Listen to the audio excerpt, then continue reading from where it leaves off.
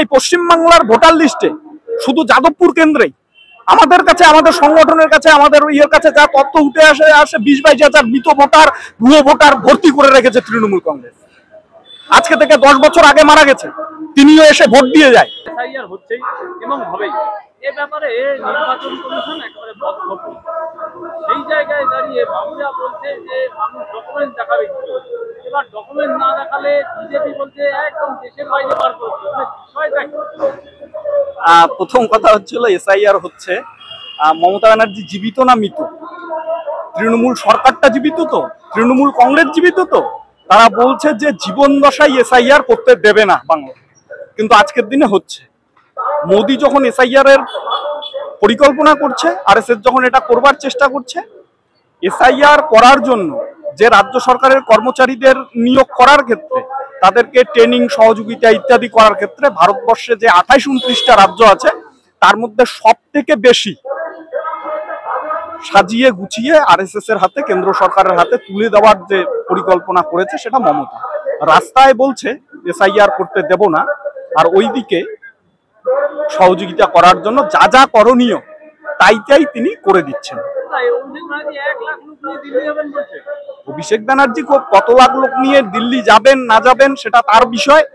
দিল্লি উনি পৌঁছান, ওয়াকআপ বিলের সময় আমরা দেখলাম উনি যান, হইহট্টগোল করেন, মোদিকে জেতানোর জন্য তাদের বাদবাকি এমপিরা কেউ ভোট না দিয়ে চলে আসে বাংলায়। শুধু এই ইস্যু নয়, ভারতবর্ষের পার্লামেন্টে যখন জনবিরোধী আইন নিয়ে এসেছে, বিল নিয়ে এসেছে, তখন ইতিহাসের পাতা খুলে দেখেন তৃণমূল কংগ্রেস উপস্থিত ছিল না, আর না হলে এমন সংখ্যায় ছিল যেন বিজেপি সেটাকে বিলটাকে পাশ করে নিতে পারে, তাদের বিরোধিতায় যেন কোনো রকম সমস্যা তৈরি না হয়। ওয়াকআপ থেকে শুরু করে আজকে যা যা হচ্ছে তাই করছে। মানুষকে ভুল বোঝানোর জন্য এইসব বড় ডায়লগবাজি করছে মোদি, মমতা ইত্যাদি ইত্যাদি লড়াই। হ্যাঁ, বিজেপি একমাত্র পারে তৃণমূলকে শায়েস্তা করতে, তৃণমূলই একমাত্র পারে বিজেপিকে শায়েস্তা করতে, এই ধরনের অনেক গল্প আছে। কিন্তু মূল যে গল্প সেটা হচ্ছিল আরএসএস। নাগপুর যেভাবে চাচ্ছে, বাংলার দিদি সেইভাবেই নাচছে। আমরা বামপন্থীরা পরিষ্কার ভাবেই বলতে চাই যে একজনও প্রকৃত ভোটারের নাম বাদ দেওয়া যাবে না। আমরা পরিষ্কার বলতে চাই যে এ দেশের বুকে 18 বছর, এই 18 বছরের বয়সে যারা আছে তাদের সকলকেই ভোটার তালিকায় নথিভুক্ত করতে হবে। আমরা পরিষ্কার, আমাদের মধ্যে কোনো রকম দ্বিধা নেই। কিন্তু মোদি মমতার যে সেটিং, সেটা এসআইআর এর মধ্য দিয়ে বাংলার মানুষের কাছে পরিষ্কার হয়ে গেছে অনেকটা। বাংলার মানুষ এর জবাব দেওয়ার জন্য মুখিয়ে আছে। বিজেপির ছলচাতুরি তো ধরে ফেলেছে, মমতারও ছলচাতুরি ধরে ফেলছে মানুষ, যে সেটিংটা আদতে কোথায় হচ্ছে।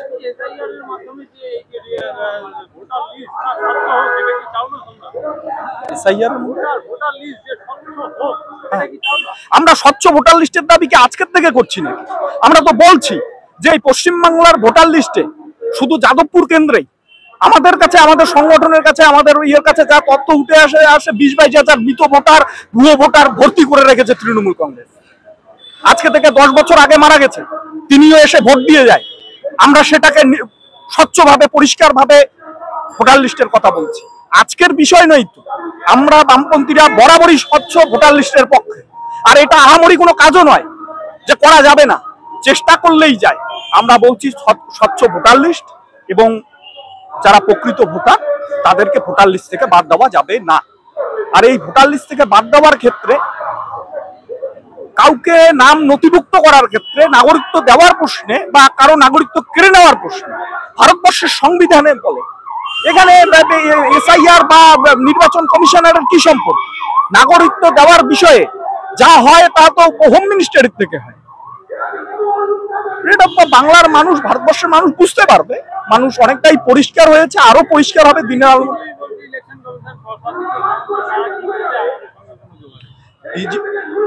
ইলেকশন কমিশনের কাছেও আমাদের প্রশ্ন থেকে যায় যে আরএসএস যা বলছে, বিজেপি যা বলছে, ঠিক তাই হচ্ছে কেন, কিভাবে?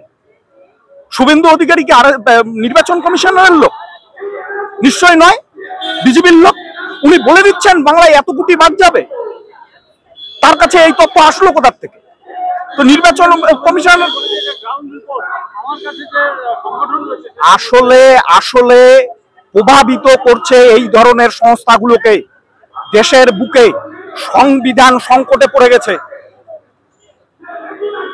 সিবিআই, ইডি থেকে শুরু করে আজকের নির্বাচন কমিশন সবটাতে হস্তক্ষেপ করার চেষ্টা করছে আরএসএস।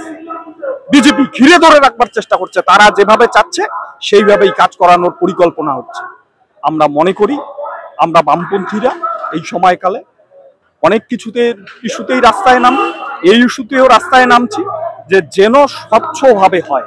নির্বাচন কমিশনার যেন কোনো পক্ষের এবং কোনো পুরের কথাতে না চলে। যেভাবে কুণাল ঘোষ দিনের পর দিন বলছেন এবার এক ধাপ এগিয়ে বলেছেন 2029 সালে মমতা ব্যানার্জি প্রধানমন্ত্রী হওয়ার সুযোগ রয়েছে। এবার যদি মমতা ব্যানার্জি প্রধানমন্ত্রী হয় বা সরকার গড়ে তাহলে কি ভাবের সাথে থাকবে? কুণালবাবু 26-এর নির্বাচনে গোটা প্রক্রিয়া শেষ হয়ে যাবে। মমতা ব্যানার্জি 14 তলায় আর থাকছে না। বাংলার মানুষ সিদ্ধান্ত নিয়েছে।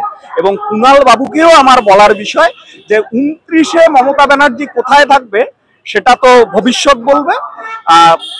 26-এ যদি মমতা সরকারের পতন হয়, বামপন্থীরা ক্ষমতায় আসে, এতটুকু বলতে পারি কুণাল বাবুরা জেলে থাকবে।